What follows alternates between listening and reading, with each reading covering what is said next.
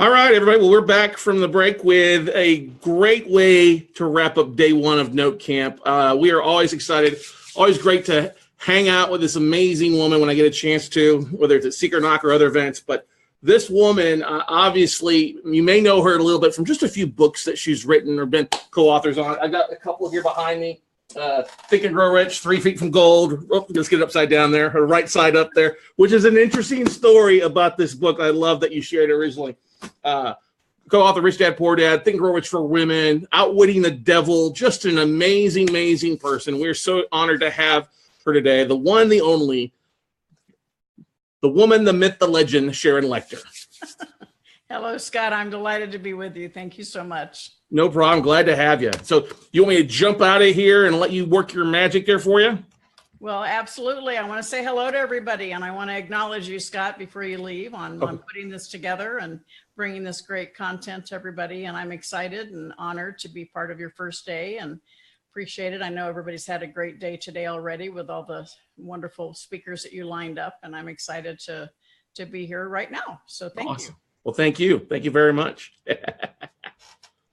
Well, hello, everyone. Thank you so much for spending the time with me today. And I'm excited to be doing this from the comfort of my own home. I'm on the road a lot, so it's always nice to be able to speak to you from here. I'll probably be bouncing around because I don't normally sit when I talk, but you can bear with me. I'll try not to make you too seasick as I'm talking, but I'm excited to have an opportunity to talk to you not only about the fact that what Scott's sharing with you and what you might already be an investor in for note investing is a wonderful way to build wealth. But I'd like to give you, for those of you who may not know much about me, I would start with a little bit of a background, and I'm going to see if I can do this as seamlessly as possible to share my screen with you. And let's see, doesn't seem, there we go. There we go. All right.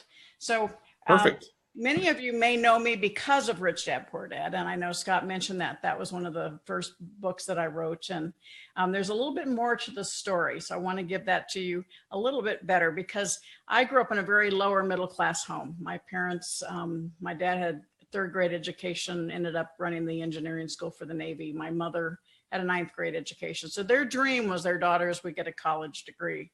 And so the whole concept they wanted was us to get the degree, get the corporate job, retire in 30 years and have a pension forever. And so that's really what we were focused on. My parents were very entrepreneurial. And in fact, we had rental real estate. I used to go with my dad and scrub the bathrooms down. I swore I would never be in real estate as an adult. And of course, here I am. I have multiple real estate properties, and I also invest in notes and paper assets related to real estate. So that was a whole upbringing. And I got my degree in accounting. I went off to Atlanta. I was one of the few women hired by the Big 8 accounting firm, I think only the fourth woman ever hired in Atlanta. So I started my career and I was on the fast track. And about the age of 25, do you remember, many of you may not be there yet, but those of you that are at 25, you know everything. You're an expert. And I said, well, I'm not so sure this is what I want to do. If I'm going to work this hard, I should be working for myself, not everybody else. And I had a call, and this is going to be a common theme. Every call can change your life. And I had a call from a client inviting me to go with him into a new company. And so I went back to my apartment in Atlanta, and I did the yellow legal pad, pros and cons. I could argue both sides. And my hand kind of took off across the top and said, why not? And that's really my philosophy, and has always been and still is why not do something different? Why not step outside your comfort zone? If you stay within what you know, new opportunities may not come your way. And that's what I love so much about what Scott does, because he's offering a new way of investing for people that may not have thought about it before. And so why not do something different? And so I made the decision to leave public accounting. And I don't know how many of you have ever had a major business mistake. It's still the worst business mistake I've made in my life. But as Napoleon Hill said, out of every adversity comes a seed of an equal or greater benefit.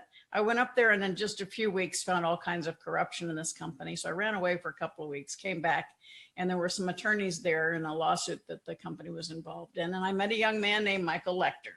So the worst business mistake of my life generated the best life gift of my life. So we were married 9 months later, and we are celebrating 38 years of marriage this year. So every adversity does generate a seed of equal or greater benefit. Sometimes you don't get that instant feedback, however. Sometimes it takes a while to figure out what that benefit is. But we were married, we have 3 children, and moved to Wisconsin. And we met the inventor of the first talking book. And a lot of people don't know that I was involved in this. And it was a time when bookstores were very quiet places, but kids were not liking to read. And so we had this technology, and he was a friend of mine. And so I joined forces with him. And we said, how do we get people to trust us? The parents aren't going to buy something that has electronics in it, because at that time there were no children related toys. I tell my techie friends I really was the first disruptive technology. And so we partnered, and this was before, still in an environment of a very competitive corporate world, but we licensed with Disney, Sesame Street, Warner Brothers, and that gave us instant credibility. So we were able to take this brand around the globe very quickly. We went from 1 to 9 to 23 million in sales. In the 4th year, on the way to 52, we sold that company. And that's when my husband and I actually came down here to Arizona, and we've been here ever since in 1991. Now in 92, in the fall of 92, our son went off to college, our oldest son, and he came home after his first semester in December, and he asked us to bail him out. He'd gotten himself into credit card debt. Now, he'd spent through a $2,500 savings account that he wasn't supposed to know he had. And he got himself $2,500 in credit card debt. So he'd had a really good time this first semester. And we didn't always make the right decision as parents, but we finally, we said, no, we won't bail you out. It took him 7 years to get out of debt and to repair his credit. And he's as passionate as we are today about teaching others. Many of you may know my son, Philip Lechter. I'm very proud of the young man he's become. And it's been just a wonderful, just so very proud of him. But that was December of 1992. And I was really mad at him, but I was more mad at myself, because I thought I had taught him about money. But when I went to school, there were no credit cards. And so I realized that we need to do more to prepare our children for the world that they face. So in December of 92, I dedicated the rest of my career to financial literacy and financial education, started working with the school systems. And fast forward a few years, I get another phone call, all right, from my husband this time. And he said, I met this guy, and he came in my office with a Hawaiian shirt on and, shorts, flip-flops. And he has this idea for a game, and it was rolled up on a butcher block, and the playing pieces were different caliber bullets. So I met Robert Kiyosaki at the first beta test for the cash flow game, and this is what it looked like. He had gone to meet my husband. Mike is a well-known intellectual property attorney, so he had helped him do the patent, and knew that this would be something that I would be interested in because of my background in finance as well as in publishing. And so I volunteered to help Robert commercialize the game. And of course, many of you may be very well aware of the cash flow game. But as we were getting to this point, I said, he wanted to charge $200 for this game. And I said, well, maybe we need to write a brochure. And that brochure can explain the philosophy so that they can read the brochure and then decide if they want to spend the $200. Well, most people don't realize that Rich Dad Poor Dad was actually the brochure for the game. We thought our company was the brand was cash flow, but no, the world said, no, your brand is Rich Dad. And so we never expected to write more than one book, and that turned into a trilogy. We did that, Cash Flow Quadrant, Rich Dad's Guide to Investing, and then over a 10-year partnership, because he invited me to be partner of the company. So I helped grow the Rich Dad organization using similar concepts as I did in the talking book industry. Except this time I said, instead of writing checks to these people for licensing, let's build the brand so other people write checks to us. I love royalties. You know, my number one favorite word on earth is assets. Second one is royalties. Third one's leverage. So those three words are very important in creating wealth in your life. But we continued being partners for 10 years, and we had all kinds of incredible success around the globe, 15 books together, multiple games and audio products, and over 50 languages and over 100 countries. And our success was phenomenal. It was before the internet, so we truly were viral success. But it was because of those of you who've read the book and shared it with others, not so much because of us. It was really the right message at the right time. So in 2007, we'd been partners for 10 years. We kind of had a different philosophy. He wanted to go into franchise, and I didn't believe in the model. And so we decided to step out of that environment. And it was an interesting time. And so, you know, sometimes you have to close one door for other doors of opportunity to open. And so a few months later, I was having what I would call a good old fashioned pity party. Do any of you, I'd like for you to raise your hand, but I can't see it. You know, feeling sorry, like, what did I do? I never really regretted it, but it was like, you know, now what? And the phone rang, and I went, and the caller ID said White House on it. And the White House here in Phoenix is one of the top floors. So I thought somebody was sending me flowers, but it was the other White House. What a huge honor. And as I say, sometimes you have to close one door for other doors of opportunity to open. Because when I left Rich Dad, I thought Rich Dad was my legacy. And somebody upstairs said, oh no, there's much more for you to do, Sharon. And I was asked by President Bush to be on the first President's Advisory Council for Financial Literacy. And this is inside the Oval Office. And I share this picture because I'm the only one there that's actually an entrepreneur. Now, Charles Schwab is standing next to me, so I guess he could claim he was an entrepreneur, but that was a long time ago. But I really wanted to emphasize, I was a very squeaky wheel about the importance of small business and entrepreneurship. And that was a huge honor. And I would not have gotten that phone call had I still been at Rich Dad. And so I share this story with you because, number one, every phone call can change your life. But number two, sometimes you have to close one door for other doors of opportunity to open. Now, just a few months after this, in fact, in March of 2008, I got yet another phone call.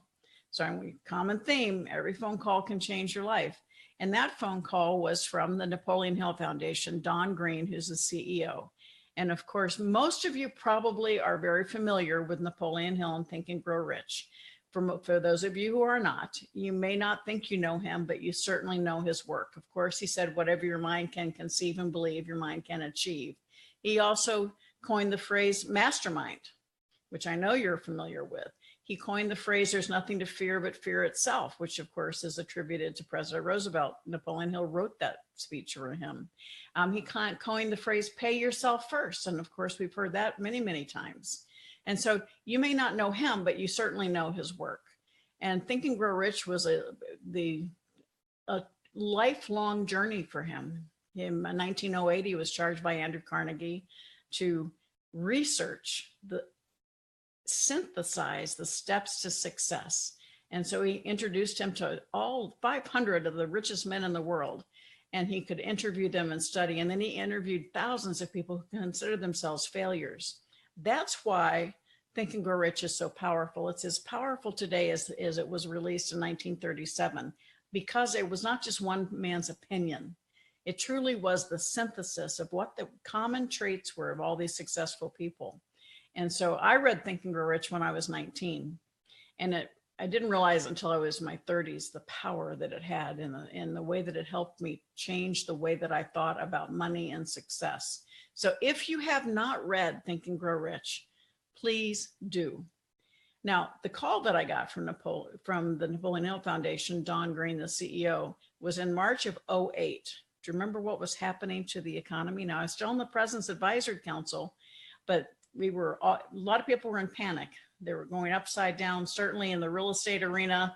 There were a lot of foreclosures, a lot of those notes that were in trouble. And the foundation wanted to reinvigorate the teachings of Napoleon Hill. So they asked me to step into a project, which of course, Scott just held up that book, 3 Feet from Gold, with Greg Reed. And it was, we wanted to go about and talk about today's successful people, not to talk to them about what made them successful, but what was it about their life that got them through the tough times? How did they get through those rough periods? And through that, we were able to reveal a personal success equation. But that, I think, 3 Feet from Gold was the first book that I did. And the month we released it, we ended up, I got a call from Napoleon Hill Foundation again, another phone call, asking me to review a manuscript that had been hidden for 73 years called Outwitting the Devil. And this one, Napoleon Hill, when he released Think and Grow Rich in 1937, he was actually frustrated. He said, even though people don't know what to do, people may know what they're supposed to do, they don't do it. Now, I feel a little busted when I say that. How about you?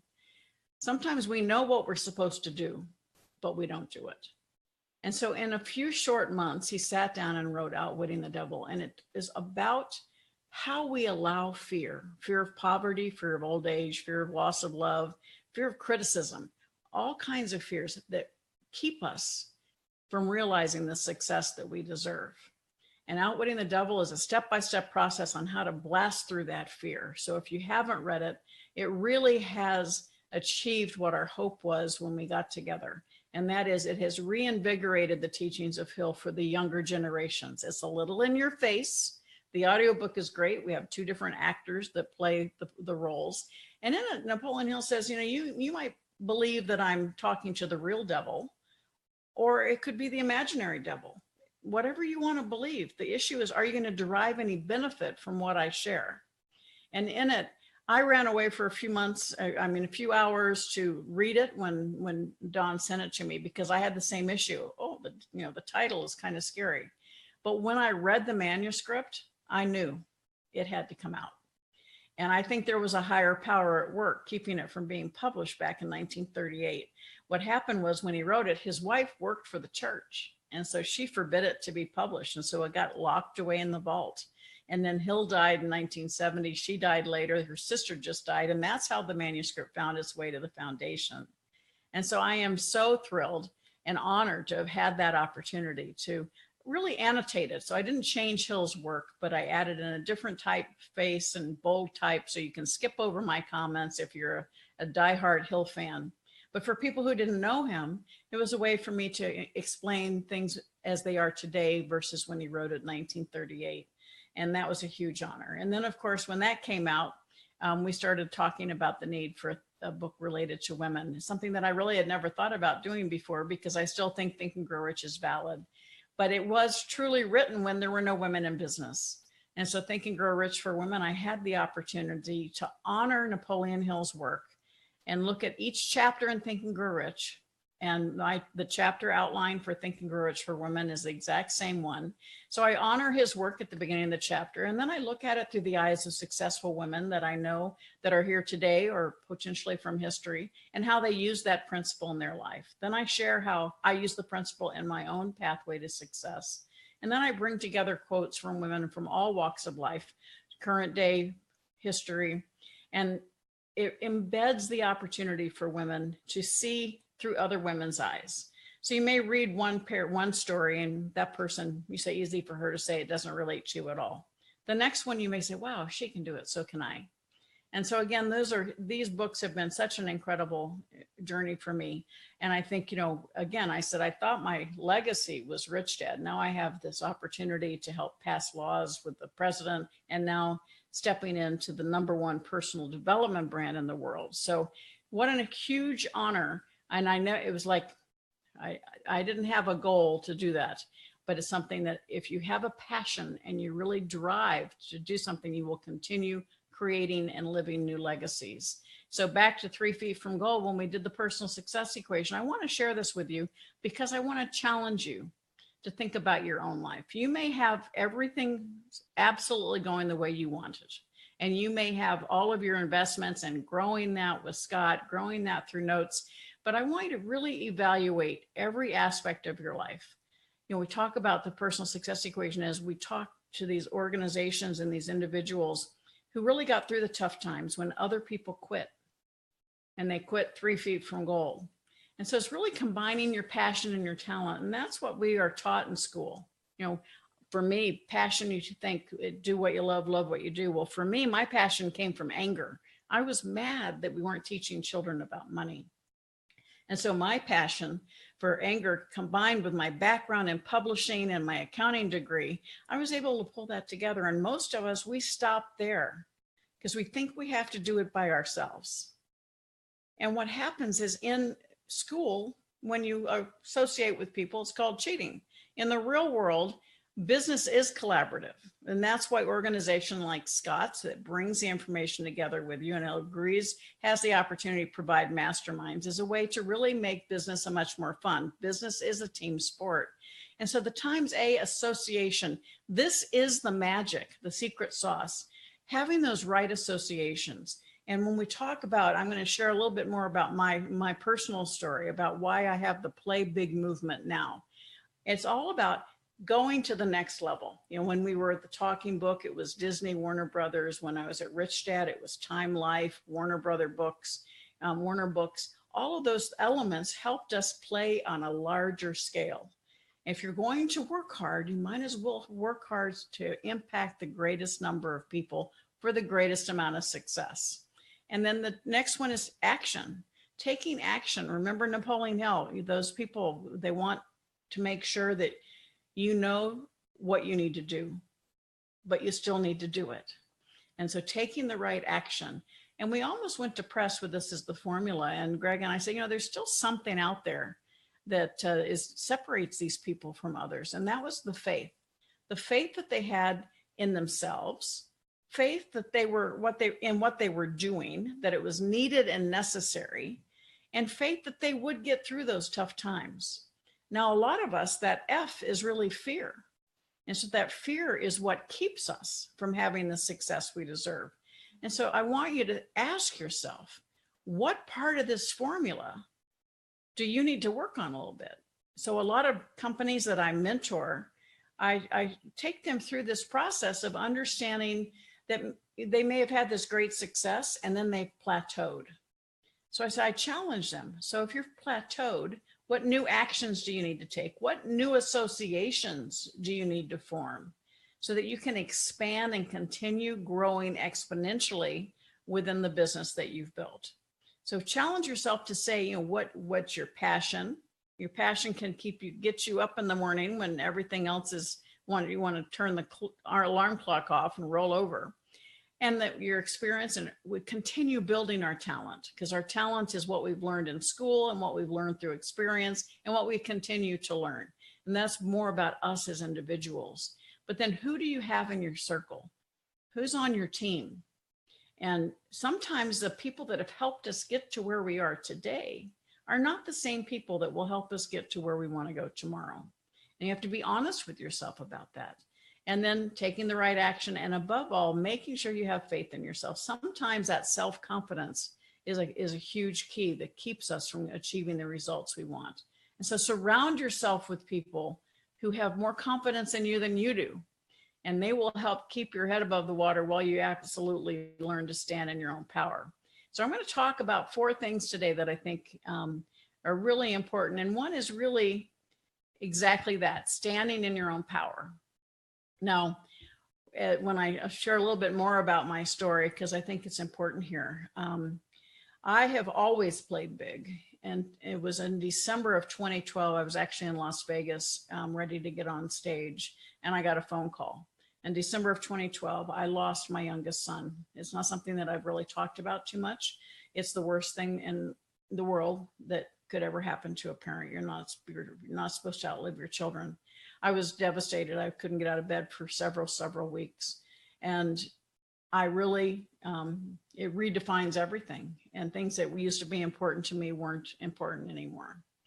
And I share this because for the last year, I really was thinking of retiring, and I got a little pushback from my family because since December of 2012, I've still been very, very busy on the road a lot, doing a lot of speaking, writing, but it was like my life was in neutral, autopilot. because the stuff that I knew and I've done, that passion and talent. But what I stopped doing was playing big through my associations and the actions that I was taking. And so in the last year, I was kind of thinking, well, maybe it's time to just kind of, calm down and retire a little bit. And then, no, I got a lot of pushback. And I even think my son upstairs was saying, get over it, Mom, get back to work. And so I have dedicated in 2018 where I'm launching the Play Big movement. I'm going to ask you to join me in this. And that is really the whole concept of the Play Big movement is to be number one in your field. Live your legacy. Don't wait for the legacy to come later. Live it today and create maximum impact. That's playing big. And that's making sure that you are an expert and people need to learn from you. So let's get you out there and have you become the authority. And so first of all, when I made the decision to leave Rich Dad, I still remember I was sitting in my library here at the house, and my youngest son, the one that I lost, said, Mom, you need to stand in your own power. You've always, you've been supporting and building this company, Rich Dad, but you need to stand in your own power. And that's something that I challenge all of you. Are you standing in your own power? Now, I have these pictures up here, and it always makes me smile because when I mentor people, when you've got step outside your comfort zone, we have people that need to physically push themselves to be strong enough and to improve their attitude. And Ann Cuddy has a YouTube she's from the Harvard Business School, and she created this study. Some people are questioning her study, but it actually does work. If you are going into a business meeting or into a negotiation and you need to, kind of a down day, you need to feel yourself, pep up a little bit, get your energy level up, do this. I would have you do it right now, but I'll get out of the frame if I do it. But get into that Superman position or that Wonder Woman, because it shows that if you do that for 2 minutes, you actually will change how you feel. Your mental state will change because you've changed your physical state. And then sometimes I say, well, you may want to go into the bathroom to do that if you're in the middle of a big conference hall. But the other thing is, the secondary thing is, if you think about every marathon runner, no matter what they speak or where they live, when they run across the finish line, they've got their hands up with giant smiles on their face. That one you definitely want to do in the bathroom. But it's really a way for you to, again, lift up your spirits. Similar to when runners get into the runner's high. All right, by getting that physical space and that physical momentum, you get your mental momentum where it needs to be. So stand in your own power. And when I say that, so many things get in our way. Now, many of you, work-life balance is a huge issue these days for men and women, but certainly more for women. And I hate it. I can't stand this whole concept of work-life balance. I don't believe the word balance belongs in this context, maybe in the yoga studio. But we spend so much precious time today worrying about what happened yesterday, feeling like maybe you didn't spend enough time with your kids, or maybe you didn't spend enough time in the office. Stop it. Don't wait precious time today worrying about what happened yesterday. We are where we are today because of the choices we made before today. So if you want something to change, make different choices today. However, what is an issue in our world today is debt life. As it relates to our whole life, we have our financial life, our physical life, our spiritual life, our health, our family, our children. All of those come together to create one big life. And so you want to make sure you focus on every aspect of your life and then make everything work together. But when you are in debt, deeply in debt, and it's bad debt, it's hard to be positive. It's hard to have momentum. At the end of the day, you're either a master of your money or a slave to it. Now, many of you may still be employees, and there's nothing wrong with that. As an employee, it's not what you do for your paycheck. It's what you do with your paycheck. And so note investing, that what Scott talks about, is a wonderful way for you to think of how you can start investing, how you can use that paycheck to start getting ahead, building assets for yourself. So ask yourself, are you a master of your money or are you a slave to it? Only you can answer that question. But start by asking yourself, what did your parents say about money? Because a lot of times we can find the essence behind our issues related to money from when we were kids. Did your parents say money doesn't grow on trees? We can't afford it. We need to pinch our pennies. You know, who do you think we are? The Rockefellers, for those of us of older age. And what do all of those comments have in common? They're negative.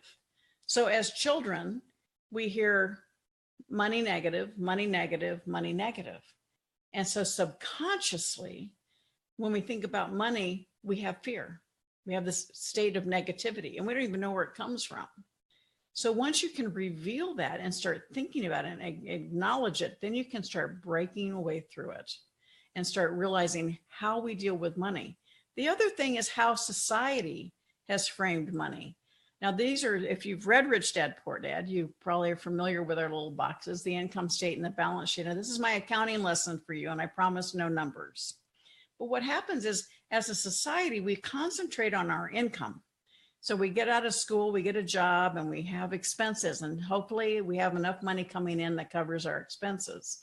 Well, then we end up getting a little more successful. We find a partner, a wife or husband. And so we end up with two incomes, and we end up with mortgages or loans or credit card debt. And so again, we're working hard to stay up with pay off our monthly expenses and those liabilities that we've acquired. You notice what's empty on this picture, nothing in the asset column. That means you're your only asset. And when you're working hard for someone else, you are supposed to do that. You're supposed to make your boss rich. So you're getting your salary, and then you're paying for your taxes with the government. And then of course you need to pay for all those liabilities. The problem is your personal business, whether you own a business outside or you're an employee, doesn't matter. Your personal business is your balance sheet, your asset column, because assets generate revenue. And being financially free means that you have assets that are generating revenue in excess of your monthly living expenses. That's when you are financially free. You don't have to be $1 million a year.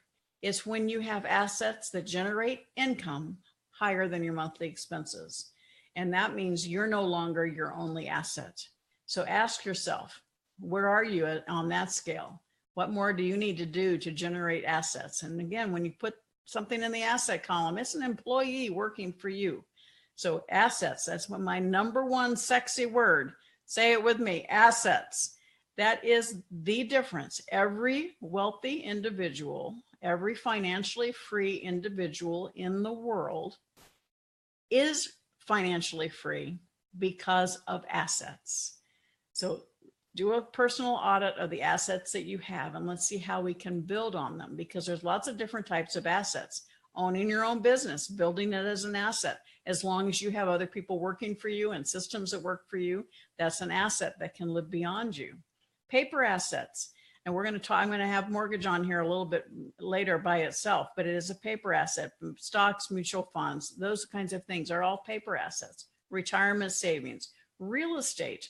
Now, real estate is a wonderful way.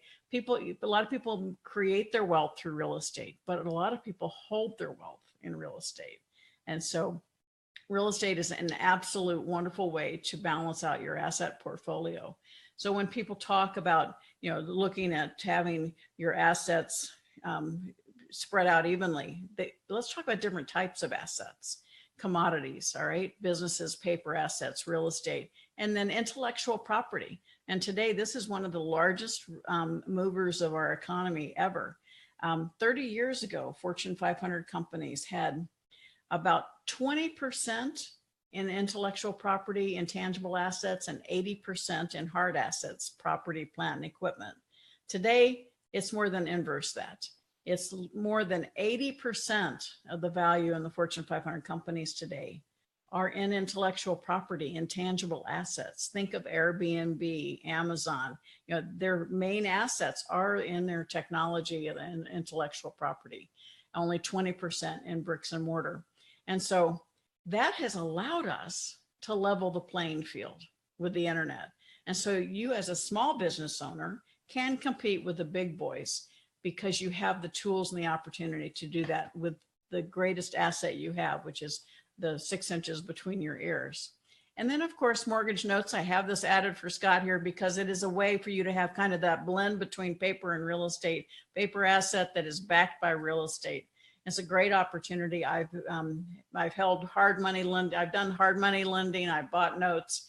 It's something that is a way for you to really truly have an opportunity to build wealth in a way that is supported individually or through syndicates as well. And so number 2, once you've basically decided you're going to stand in your own, because you are in control. You are the only one in control of your financial life. So pick your niche. What is it that you're going to excel in? Maybe mortgage notes is exactly your niche. That's all you want to do. That's great. So be the best at it, because the most successful businesses solve a problem or serve a need. And when we go back to 3 feet from gold, the individuals that we spoke to, they solved a problem or served a need. And that's what keeps you going when the going gets tough, because you can remind yourself that the issue is bigger than you. Living that legacy, you're serving people every day, you're solving their problems, and that helps get you outside of yourself to get you to the next level. You know, we talk about Richard Branson, of course, I've read it, he's like the kingpin of success, and yet he always focused small. Even though he has this multi-gazillion dollar companies, he has them in small companies. And so they can focus on what they need to do. And then the results are there. And when we built Rich Dad, we built it in different companies so I could fine tune and see the growth within each one. So ask yourself, did you pick your niche? And then earning the right to be the authority. You know, again, after I left Rich Dad, I said, okay, I need to reestablish Sharon Lechter outside of Rich Dad. And certainly having been on the President's Advisory Council and then with the Napoleon Hill Foundation, I've done that. And I feel good about myself. And it was something that by doing that and feeling good about myself again, I really did feel I was standing in my power. And then when I lost my son, I kind of like lost the shine. And it's something that I'm ready to shine again. I'm ready to stand up. And I want each and every one of you to stand in your power, pick your niche, earn the right to become the authority so that you can be number one in your field, live your legacy, and create maximum impact. Because all of us have earned the right. We just haven't chosen to stand up and share that. And you can become the authority. I want each of you to think about that. What can you do to go from where you are today to become even more of an authority in your field so that you can become recognized? Now, we talk about going from expert to authority. How do you do that? Well, you start sharing what you know with other people. You know, Scott's doing this to share with you. He is the authority. He's bringing other experts together, but you'll look to him as the host, the authority, pulling this summit together for you. And then surrounding yourself with others that are eager to learn from you. Instead of being part of the conversation, create the conversation, create the opportunity for people to get together, to learn from you, or for you to learn from them as well. Because by sharing your expertise and bringing together the expertise of others, you will be seen as the authority. You know, we think about the definition of authority, the power to influence or command thought, opinion, or behavior. Freedom granted by one in authority. Yeah, it feels pretty good to be the authority. Years ago, I would be hesitant to say I'm the #1 financial literacy expert in the world. I wouldn't have ever done that. I would have said, I'm pretty good at it. But today I can honestly tell you I'm #1 financial literacy expert authority in the world because I've earned that right. I've worked very, very hard at it. And yet, unless I continue working in that space and continue staying up in that arena, I cannot claim that. And so you never rest on your laurels. You're always working towards fine-tuning your expertise, building new associations, taking more action to make sure that you are fine-tuning your expertise and authority.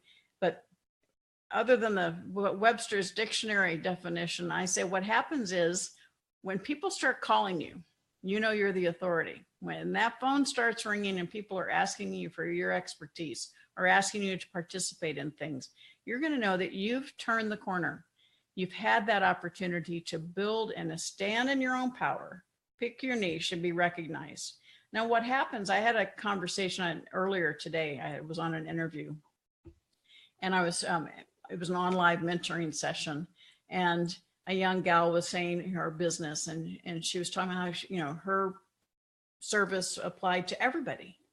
And one of the things we have to think of, and with Rich Dad, I could have said that too, but we needed to focus on where the niche is so that we can really get qualified individuals that need and are ready to move, ready to take action.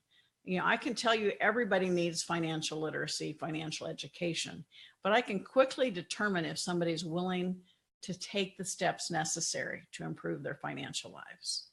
You can show it out there. You can lead a horse to water, but you can't make them drink, right? So you have to, again, recognize who needs what you have and how you can provide them, but give them the opportunity and focus on those individuals that are ready to become part of your audience. Because as they come in, their improvements will highlight what you do to those others that weren't quite ready, and then they will be ready.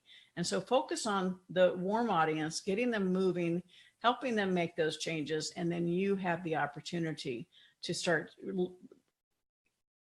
exponentially growing from that success story. And so how do we build our platform? Your platform is already there. It's those associations that you already have. How can you build on those associations? Looking at your web presence, of course, because it becomes its own perpetual machine. I have a course that you can find at SharonLechter.com called The Essential Components of a Successful Business, where my husband and I go into the weeds to talk about entity structures, talking about intellectual property, how to protect it, how to build business systems, how to understand the need for cash, and how to use other people's money, time, and resources.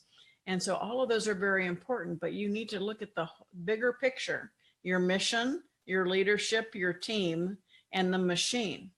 And so how are you building your platform? You can have the greatest success story, the greatest product, the greatest service, but unless you have a way for people to find out about you, you're not going to reach that success. And so Scott has demonstrated with the systems that he's created, again, to continue supporting you in the area of the notes. And so think about that. How can you emulate that? How can you create a system that will continue helping you grow what you've created? Because our platform is today, all of these things that are on the screen. And it's very important for you to, again, earn that right and establish your authority in every aspect that you can through your platform. And it's important to be consistent and to have integrity in what you're doing. It probably wouldn't look good for me to show up in social media doing something that would be inappropriate for me to be doing as a grandmother. So ask yourself, are you supporting yourself? But what gets in our way? What keeps us from doing this and becoming number one in our field? Well, a lot of times it's a lack of clarity as to what we really want. Do you know what you really want for yourself? Sometimes it's a lack of motivation or lack of passion, and maybe it's because you've become numb. I have another course that I teach that I think is just really, really important. Our little children, think of them, they're so eager to learn. They're curious and they're creative. They use, crayons and blocks, and they build forts and pirates, and then they go to school. And then that creative juice and that curiosity somehow starts getting molded into conformity when you're in school. And that conformity, there's part of that that's needed, but we don't want it to snuff out the creativity. So we end up getting out of school, we get into a career, and then we end up making some money and we get comfortable. And there's nothing wrong with being comfortable, but until it becomes complacency. And when we're complacent, we kind of are like, we're on autopilot. We're not driving our life. It's just kind of going on its own. And then something happens and we, like the downturn in the economy in 2008, and we have a crisis, and our life gets thrown into chaos. And how do we get out of that crisis? And how do we get out of that chaos? By becoming creative and curious again. So ask yourself, are you creative? Are you curious? How are you getting out of your comfort zone? And then, of course, the other thing is having the wrong associations, surrounding ourselves with people that aren't supportive of us, that don't want to get us to where we want to go. Every one of us has the right to have the greatest success possible. And so ask yourself, do you have the right associations to help you get to where you want to go? And bad habits. I admit I have a few, probably more than I want to admit, actually. But sometimes our own habits get in our way. And again, we might know what we need to do, we just don't do it. So to ask yourself, is there something that you know you should be doing that you just haven't been doing?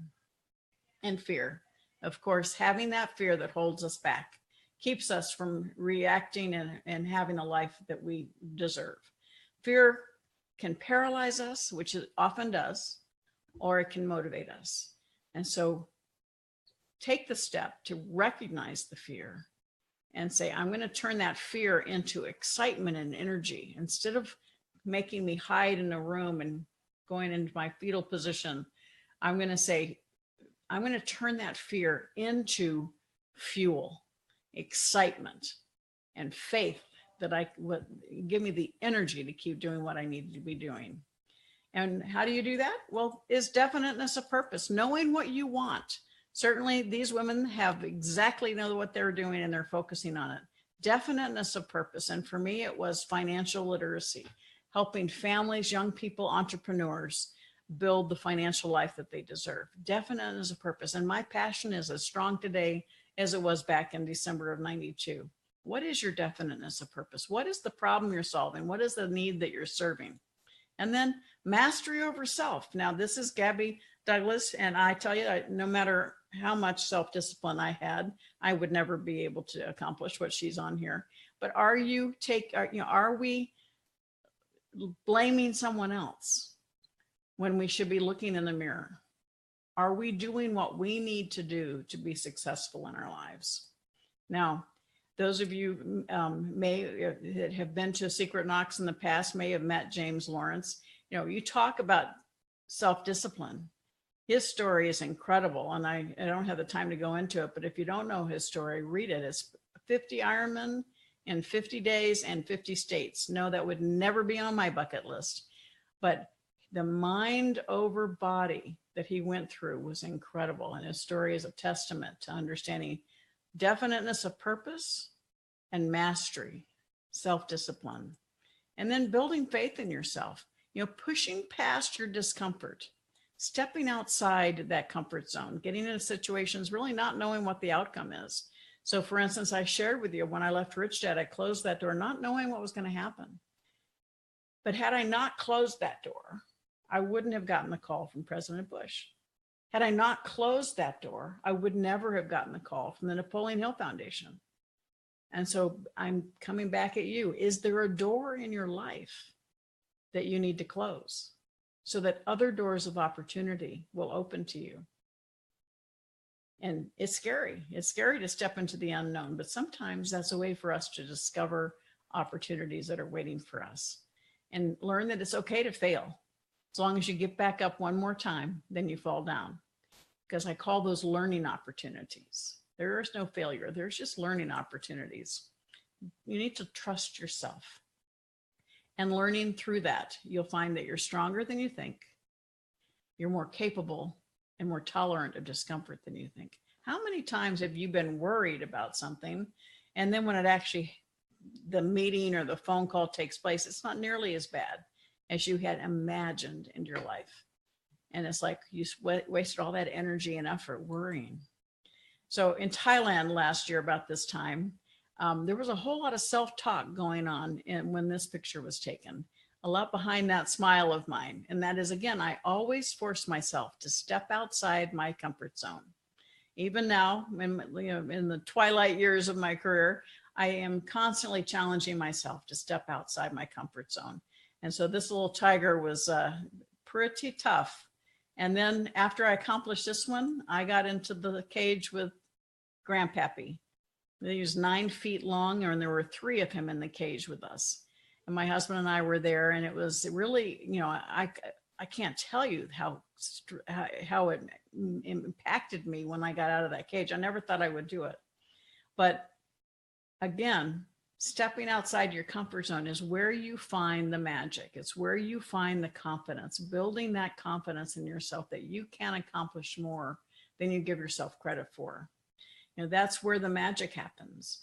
We can stay in our own little world, and the energy doesn't increase when you don't bring in outside forces. Learning from adversity. You know, this is something certainly I thought I had adversity in my life from, you know, making decisions that were wrong, or having businesses go under, or having the issues that I had when I made the decision to leave Rich Dad. Those were all adversity. There's nothing like losing my son. And what do we learn from it?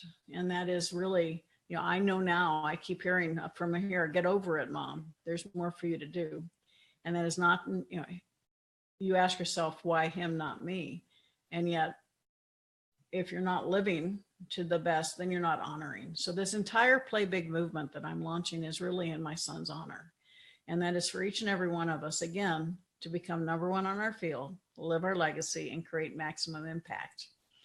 So I want to tell you a little story, because all of us, everybody knows Walt Disney and knows the incredible dynasty that he created. But I want to take you on a little bit of a journey, because we always look back at people and we say, easy for them to say, easy for him, easy for her, you know, born with a silver spoon, all the breaks, all the luck. Well, let's talk about Walt Disney's history.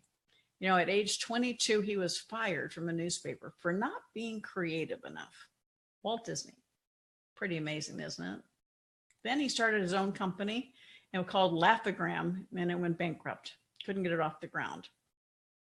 Then he created a character, Oswald the Rabbit, and it was stolen by Universal Studios. He didn't have my husband as his patent attorney.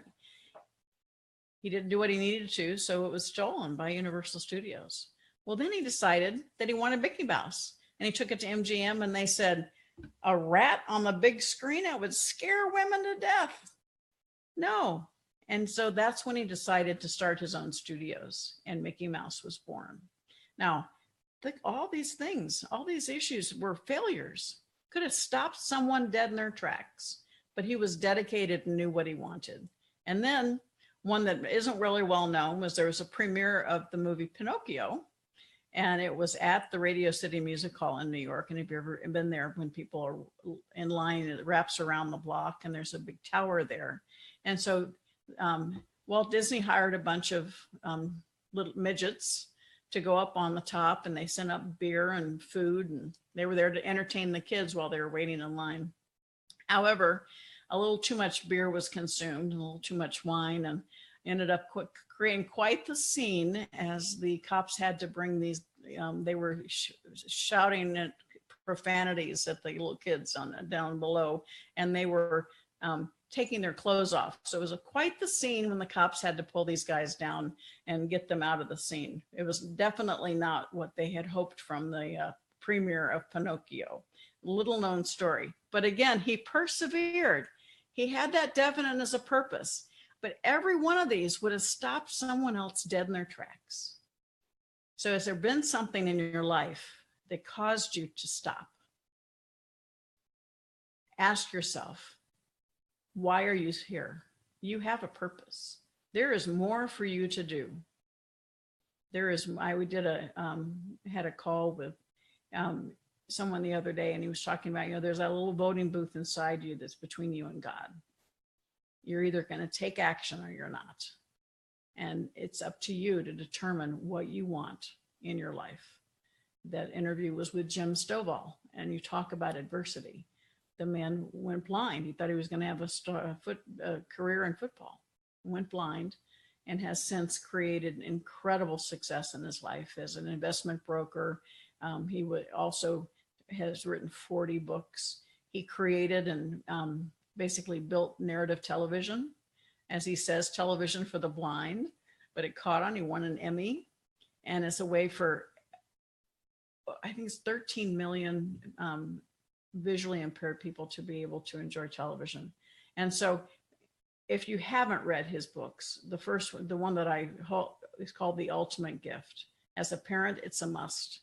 An incredible, that's how I had the introduction to Jim. I loved it. I give it to every parent, every teenager I know. Incredible gift. So The Ultimate Gift. And he's such a wonderful man. And again, faced with adversity. He tells a story of living in his little 9x12 bedroom when he found out he was going to go blind. And he was listening to Think and Grow Rich on tape. And by listening to that auto-suggestion, he says, you know, I have more to do. And he talks about getting out of his room and walking to the front door. And that took several days to build that confidence. And then going from the front door to the mailbox until now he's a sought after speaker, but he's overcome that adversity. And he was a weightlifting championship, an Olympic, and yet he did it even having that adversity. So what is stopping you from creating the greatest success that you deserve? Look at it and say, how can I get past this? How can I use this as a learning opportunity? Because Walt Disney, with all of that adversity, still became the most Academy Awards, 32 for all his work. And yet he had all those things that stopped him dead in the tracks. And he said, all the adversity I've had in my life and all my troubles have strengthened me. You may not realize it, but a kick in the teeth may be the best thing in the world for you. And sometimes it doesn't feel like that when it happens. And sometimes it takes a long time to figure out what the benefit is, but learn from it and take the next step. Because when it happens to you, you know, you're at the bottom, there's only up. For me, I could have made the decision to just be numb the rest of my life. And almost was going down that track. I said, no, you know, I have to honor my son. I have to get out there and do the things that I know I can do. Have you been playing too safe? This one hits home a lot, certainly for me. You know, get to the point where you are comfortable and you say, well, okay, let's just coast. Coasting, some people are happy with that. Are you? And you deserve better. You can't necessarily change what happened, but you can learn from it and refocus on what really is important to you, what your definite purpose is, and be able to live the life the way that you want to live your life, and not for someone else, but live your life for yourself, because you deserve the very best. And I really challenge you to think about that from a standpoint of where you are today and where you want to be tomorrow.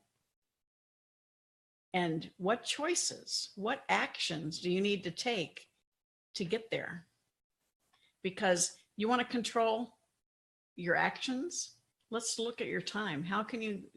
What do you need to do to change your time, to reallocate how you focus on what you want to do? Because successful people, they don't worry about things they can't control. They don't hang out with negative people. They don't dwell on past mistakes, and they don't focus on what other people are doing. Now, they certainly also don't put themselves last in priority. I find this a lot, particularly with women. We tend to take care of everybody else and not ourselves. So let's focus on what you are doing. Let's, you know, successful people get rid of the distractions, silence the noise. They create a plan and they work it, and then they recreate and rework. Clear compensation, they know what they're doing and they know why they're doing it. That's one of the things that benefit of in the investing world is knowing what the compensation is. Living in the now, not in the past, no second guessing, and learning from failure. And part of that is finding those right associations, picking the right mentor. And having a mentor, there's a difference between a coach and a mentor. A coach kind of helps you along the path where you're going. They don't necessarily have success in what you want to do. A mentor has been where you want to go. A mentor steps into your world to support you in creating your success. They open their Rolodex, they make introductions, and they can steer you around pitfalls and hopefully speed your way to success. And again, have somebody that knows that they've helped others and they want to open the door and support you and give you a hand up. And so as I draw this to a close, I want to challenge you to join me in the Play Big movement, standing in your own power. Define that problem you solve, your niche, earn the right, become the authority in your field, and then build your own platform, expand that platform. Because I challenge you, why not play big? You have the opportunity, and certainly, what we're doing in the investing in note world, you have the opportunity to use it as an investment strategy, but really time to concentrate on what you want to do. You'll be number one in your field. Live your legacy.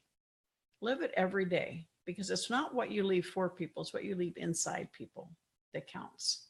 And then creating maximum impact so that you have the opportunity to know that lives have improved as just merely by the fact that they knew you and you were in their life. So I invite you to join us in the Play Big movement. It hasn't actually launched, so this is kind of a pre-announcement, but join us by going to your phone and texting 55678. Just text my name, Sharon, to 55678. And we would welcome you to become part of what we're doing in the Play Big movement. We're going to create all kinds of content and interviews and people that really have played big, lost, and played big again. And that's my goal, again, is to play big again. And I want to do it with you. I want to support you in becoming the best in your field. And so thank you so much. And Scott, I assume you're going to be coming out and joining me. There he is. I said my text. I had to send my text. Great stuff. That is, you had a lot of great nuggets there. And as always, thank you for sharing your ups and downs, because that's, I think, a lot of people who haven't had to go out and play big or put themselves out there, they're scared of what might happen instead of scared of what could happen in a good way. Right, Sharon? Absolutely. And that's what we hold ourselves back out of the fear or worrying about things that if you don't try, if it's up to you, if it is to be, it's up to me, right? And it's something that you have every opportunity and every right to grab the greatest success possible. I believe we live in a world of abundance, not in a world of scarcity. So we can all win. That is totally the truth. That's always been my philosophy. There's plenty of deals to go around, plenty of money, plenty of opportunities. The only limiting factor is the 4 or 6 inches, depending how big your melon is, between your ears, right? Yep, absolutely. Yeah. What questions do you guys have for Sharon before we let her get rock and roll? Any presentations? Lots of great stuff. People love your books, love Sharon, love the difference that has been life-changing. And that's one of the things that when I first met you, I came up to you and said, hey, love Rich Dad. It changed my life. Thank you for helping me change my life. And you said something to me. It was like, I didn't do it. You did it, Scott. And that's a lot of people. Scott, thank you for remembering that. I mean, it means a lot to me when people remind me that I've said that to them, because of course, we had tremendous success and with millions of them out there, but a lot of people will come up and say, the book changed my life, or you changed my life. And I do, I say, stop. I'm so honored and excited that something that I wrote inspired you. But if your life changed, it was because you changed it. And that's part of standing in your own power. Standing in your own power means, yes, I was inspired by Rich Dad, and I'm thrilled and honored to hear that from people. But it was because you took the action. And so stand it, own it, and be proud of yourself. Especially if it's in a plastic coconut and Lay's. I was waiting to see that picture. You're going to embarrass me, huh? Trust me, I don't think you're the embarrassed one in it. I think I got it here. I posted it out in an email out a while back with everybody. I think that while it was embarrassing, it was a little fun. It was one of the best pieces of marketing that could have happened to me over that weekend. If I can't find it here real fast. Oh yeah, here we go. I'm gonna have to share this real fast. It's a funny thing. Yeah, share that. And here you go. It's not every day you have Sharon Lechter walk up to you and say, hey, I got to get a photo with you. Yep. Good stuff. Once again, guys, that number, though, is 55678. And Sharon, it doesn't matter if it's in all caps or lower caps. Send it out. You'll get a link sent back to you almost immediately. Great way to opt in and stay abreast of what Sharon is going to be doing and sharing with everybody on the Big Play movement. Just absolutely honored once again, Sharon, for joining us today. Let's see here. Clark asked, do you have a plan with milestones If so, what is your vision for playing big movement with milestones?